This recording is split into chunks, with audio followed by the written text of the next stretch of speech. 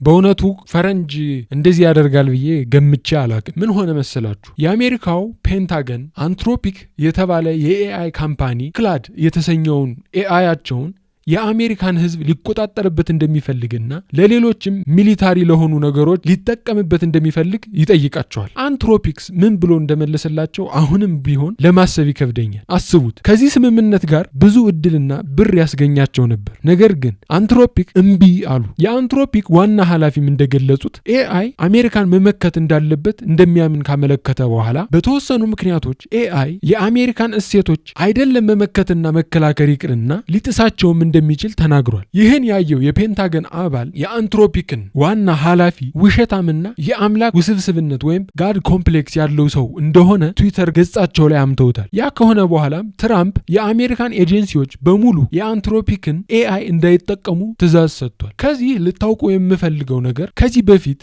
አንድ ሃከር የአንትሮፒክን ኤአይ ክላውድን ተጠቅሞ የሜክሲኮን ምስጢራዊ መረጃ ሰርቆበታል። ይሁንና ይህ በመንግስት ደረጃ ጥቅም ላይ ከዋለ የሚያስከትለውን ሰበብ የሚያሳይ ነው እና አንትሮፒክ እየቆመለት ያለው ሐሳብ ለተጠቃሚዎቹ ትክክል ነው ባይ ነኝ። ይህንን ስምምነት የቻትጂፒቲ ካምፓኒ ቢቀበለውም ከዚህ በኋላ የአንትሮፒክን ኤአይ የመጠቀም ፍላጎት እንዲኖርብኝ አድርጓል።